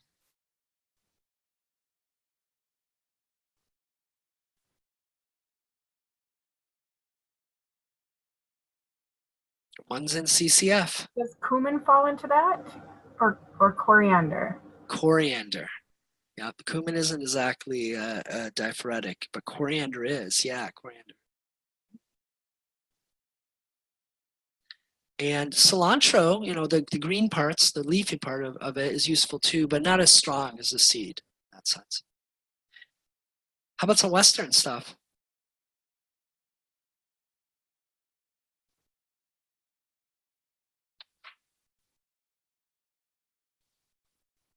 This is where some of the Western herbs really come in. Very good. Punarnava actually has a little bit of that action of a cooling diaphoretic, even though it is heating, but it has the kind of prabhava of being cooling diaphoretic. Chamomile, to a certain degree, it's light. But if we want something a little stronger, peppermint is very useful. Peppermint's a wonderful herb to have around because you can mix it with CCFT to also soothe, make it more stronger for Tikshna Agni, and also have them clear the sweat out too. Like eucalyptus and things like that also, well, they're expectorants, but they could be diaphoretic too, or no? Yeah, you wouldn't do too much eucalyptus internally though. You'd have to do very low dose on that. It's strong. Burdock is good too. It has that aspect too. But right now, coriander is a great choice to throw in there. Okay, so that's diaphoretics. Okay. We can see now that there's a lot of wisdom in kind of classical Ayurvedic formulas, like CCFT, for instance. It does a lot of these things, right? It has CCF, the cumin, coriander, fennel. If you combine those three, you have all these actions on all the tissues. I mean, for laxative effect, it has a slight laxative effect. It definitely has diuretic, and it has diaphoretic, right? And it has expectorant, as we're going to see too. Okay, so it's a beautiful group of herbs that are kind of like this magic bullet for a lot of things, right? So again, it's a very safe, good recommendation. So expectorants, let's talk about this. So expectorants, kasa, sva, sahara. Okay, and I include this because the lungs are another way of detoxifying the body. Now, with expectorants, a couple things you have to think about. First of all, moistening or drying. Very important. Okay? And that's part of the virya of the herbs, right? Because virya is going to be heating or cooling, but also moistening and drying is another sub-level of virya. And also cough suppressant. Herbs that are cough suppressant, more than just moistening or drying, more than getting it out. They also, if you have too much coughing going on. Okay, so let's think about what are some examples of drying. Like if someone has a lot of congestion, they have to dry and get it out.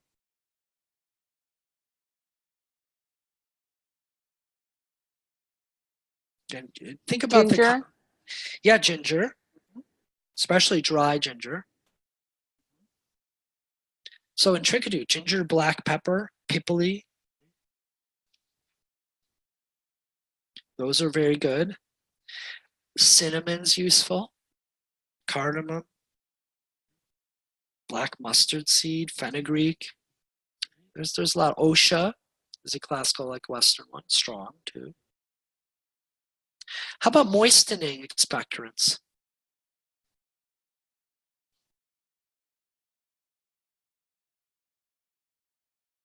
Is lobelia moistening, or I don't know if it's moistening or not. It's going to be a little on the heating side, I think. Marshmallow.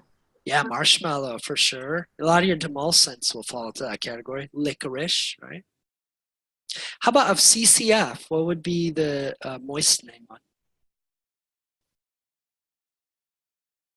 Cumin is the heating expectorant. Fennel. Fennel. Fennel, absolutely. Yeah. Good. Good. Flax seeds are also helpful. Gentle, but helpful. And how about cough relieving? If someone's having a really hard time, they're coughing excessively.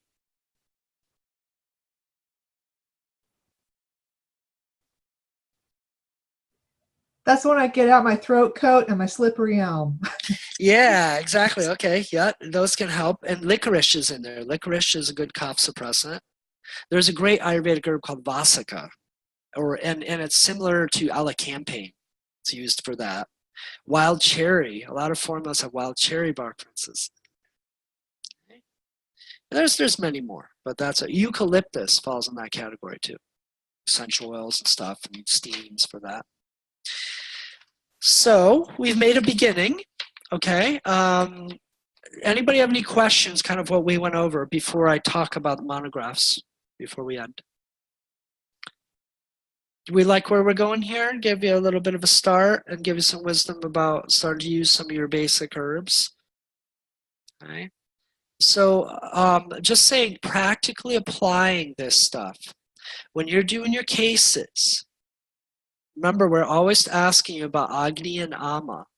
And that's something we always need to think about. So ask the questions and be detailed about this. Don't just skim over that. Make sure you figure out that if there's Ama, or is it Sama or Nirama in any of the Purusha, both stool, urine, and sweat.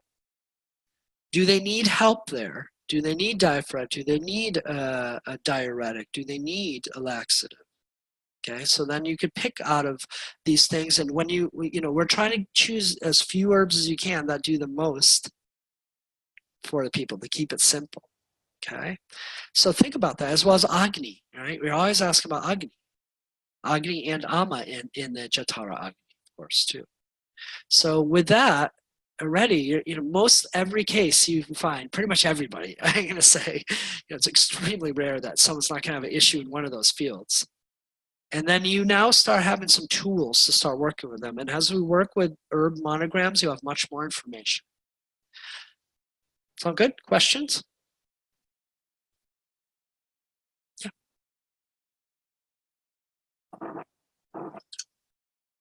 No question?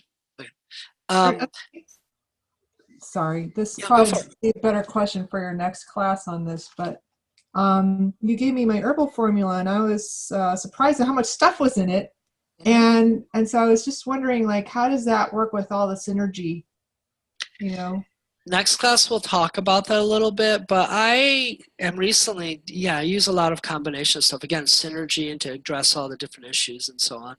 Yeah, it's herbal formula is an art, and it can get complex. But a lot of Ayurvedic, like classical formulas, have like 8, 10, 20, 30, 40 things in them, and it works quite well.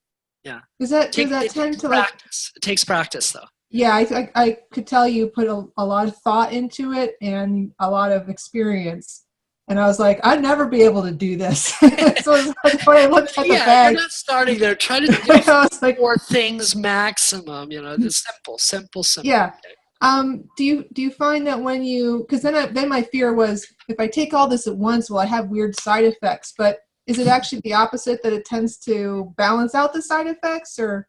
Well, yes, and you know what? Some people are very sensitive, and there may be something in there, and that's why I always give a disclaimer of like, please, if something comes up, talk to me, and then we can reformulate. Right? It's an important part, but that's on kind of like the person's problem. If they've had a satmi or have a sensitivity to something there, and that comes every once in a while, and I have to take something out or a couple things out, and then reintroduce them or do them separately. So.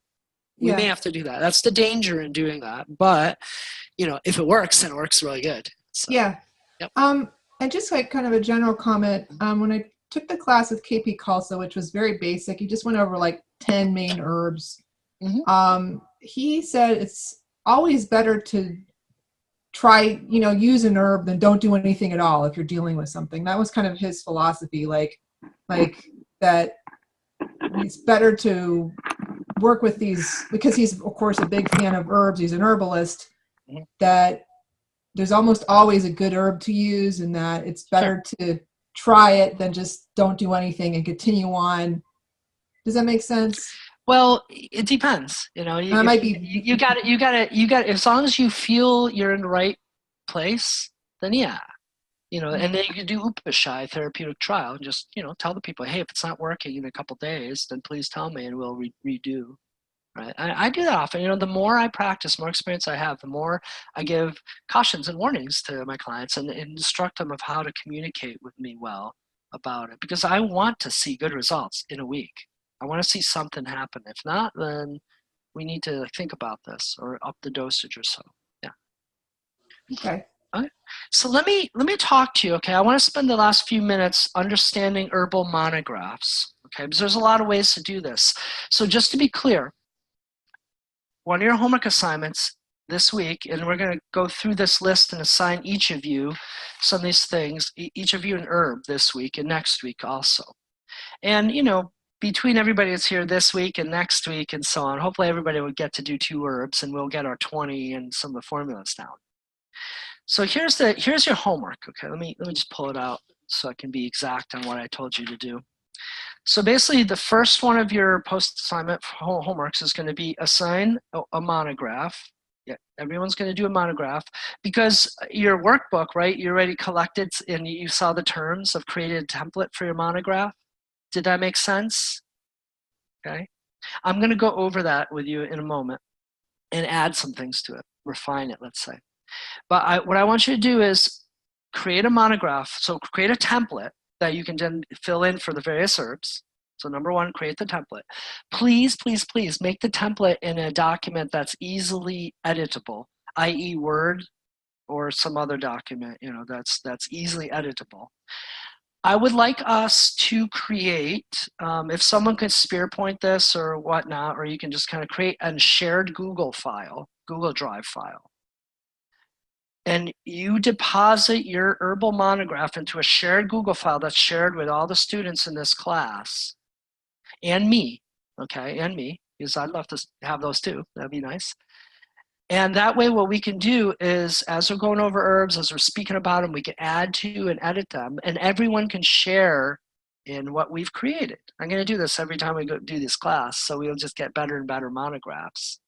Okay, but doing this work is very important for you to learn about herbs, to actually go through instead of just copying monographs. So everybody should do a couple monographs themselves, and then you could share your wisdom and knowledge together. And then you can all have them to create a book, an herbal book for yourselves. And you can have them on your computer to update as you learn new things, as you take KP's class and whatnot, okay? Does that make sense, first and foremost? Shared Google Drive, I think all of you know how to do that now. Make sure you include me, okay? And deposit your templates into that shared Google Drive. So all the students in this class, as well as me, get them. And who I'm referring to, all students in class, people are actually showing up here for the class, because otherwise they won't know to do this. So, okay. So that's one. But excuse me, we're all like everyone is creating a shared Google and then sharing it. How are we going to share it with everyone? I think there should be one unified Google Drive. Can one of you create one of those? Whoever's more savvy. There's already one from Yoga Veda on the internship. Yeah. No, we don't want to share with that. No. Okay. This is for this class. I'll create that. Yeah, I'll do cool. that. Thank you. That'd be awesome. Yeah, if you know how to do it quickly and easily, then do that. And you know my email, you can add me. Okay, so share it with me and share it with the classmates here that are here. And that would be awesome. So separate from internship, okay? This is for Chikitsa class. Okay? Okay. And I have another question, sorry. Are we doing the monograph per herb, right? One file per herb? And today, there's how many of you on the call? There's 1, 2, 3, 4, 5, 6 right now. And, and there's a couple other people going to be you, but there's 6 of you. So that means we can get 6 separate monographs into our file by next week.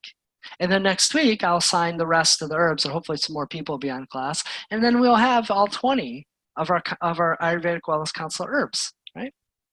Sound good? Okay. So before I assign, okay, so this may go over just a few minutes. I just want to go over some of the key things that I want for your monographs, okay? This is very, very important that you include this information. Number one of the last things on your monograph is going to be sources, okay? And I know Stephanie just put something on the chat, so you guys should put your emails down there for everybody, okay? So she can create that. So number one, and this is going to be actually at the end of your monograph, is sources. I want you to use at least 3 sources and then list them, what you used. If it's a book, like if you happen to have Sebastian Pohl's or Yoga Verbs or whatever book, as well as the internet, what website did you get this from? Make sure it's credible though, okay? Good websites. Okay, so wherever you got those information for your monographs, please list it so we know, okay? Now, what are the crucial things that you need to have? I gave you a general list already in your workbook, but here's the thing is you want the Latin name correctly spelled. You want the Sanskrit name, and this is where you're going to need the list for the off of Ayurvedic Wellness Council from Nama, because it gives you the names they want you to know. There's a couple different Sanskrit names, so use those names. And then if there's a common name, that would be nice to know too, like coriander, for instance, right? I would then want to know about the energetics. We need to know rasa, virya, vipak, and any gunas. They may be a little tricky, but if you can, gunas. We want to know the doshic effect, what it does for each dosha. We want to know what dhatus it has an affinity or tropism for, what shrotas. Now, you're going to find a lot of these as systems, digestive system. So do the correspondence to what Ayurvedic shrotas, if that's not listed. So Western system as well as Shrota, okay? And then if there is any prabhav, list that. And if there's organs and things that has an affinity, to list that, please. I'd like you to do the constituents, as long as it's not a huge list, okay? But just the main key constituents, so Western constituents, okay? That'd be useful. Right, because that'll be useful down the line if you do Western herbalism too. And then I'd like you to list the Ayurvedic and Western actions. When you know how to correspond them, please do so. If not, then just list them and we'll help. Okay, we can all kind of participate in that. The Western and Ayurvedic actions, and definition of Ayurvedic action if it's not clear. Okay, and oftentimes they're going to be like Ayurvedic action and then biomedical action, but if you can correspond them the best you can, list them in the same column, that's great. Then I would like you to do indications. So like, what are some of the usages that it's used for? Like, is it good for premature balding or insomnia or whatever? And do, please, this will help you, okay? You categorize them by Schrota or Western system or organ, okay, to the best of your ability, because otherwise it's going to get random. So if there is digestive system indications, like it helps with gas and flatulence under digestive indications, okay? Is everybody clear with that? That'll make the method out of the madness. You're going to encounter a lot of madness out there, okay?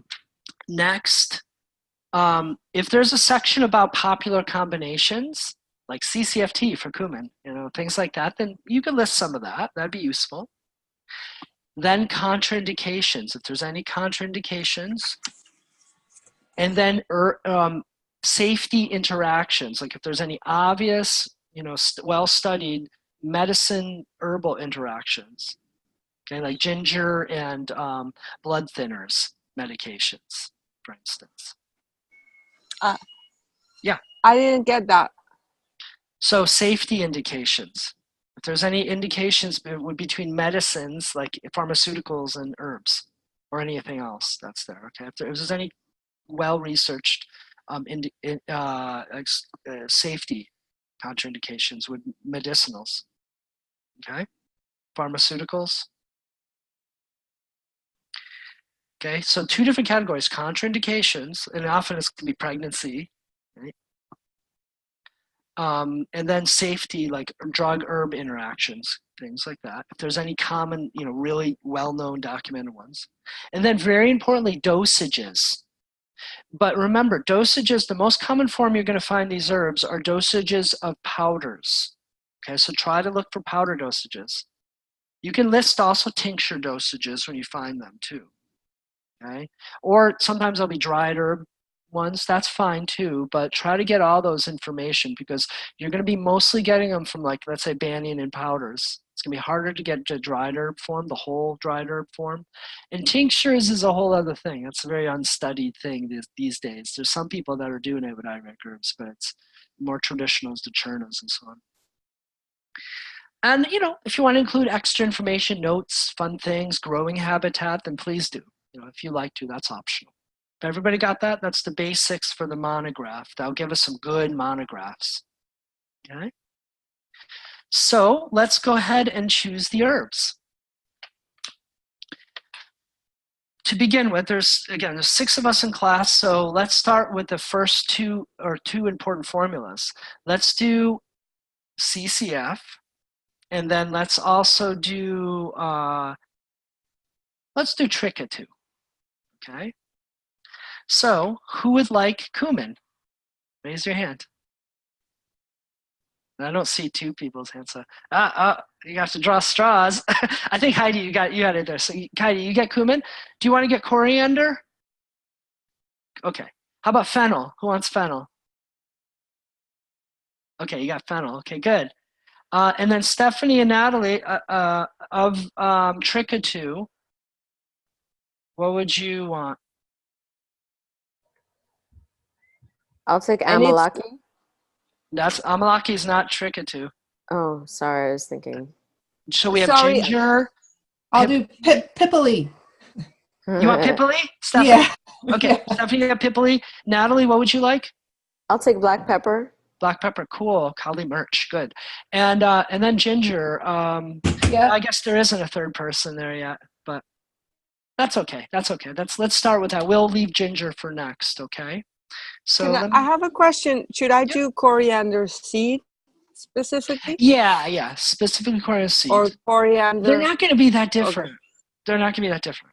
So you can include if you use it as a leaf too, but it's not going to be that different. You'll see. It's just a little weaker usually, you know, and it's a little more heating than you know, there's slightly more heating than, but it's still cool for cilantro. Okay, sound good, everybody? So you have your homework assignments, okay, and then we'll go on from there. Next class we'll continue. We'll finish off with Chikitsa, okay. If there's some time and spaciousness in class, I wouldn't mind going over the monographs. You know, that'd be fun to do presentation, but I want to make sure we get the teaching in, okay? Okay, so I'll be waiting to see them. I'm excited. Okay, and again, remember an editable format, so like Word, Microsoft Word, or some other format, not PDFs that can't be edited. Okay, so be wary about that. Thank you all, and this is really fun. It's lovely to go into this, and hopefully we're all going to walk out with all these wonderful monographs. Okay, and Stephanie's giving this information to coordinate that, to get that. Thank you again, Stephanie, for doing that. It's going to be a great service to have this there and benefit for everybody. Okay, so do your best with these monographs. Do a good job. Find 3 really good sources, and we'll start working with them. Okay. Okay. Blessings. Take care.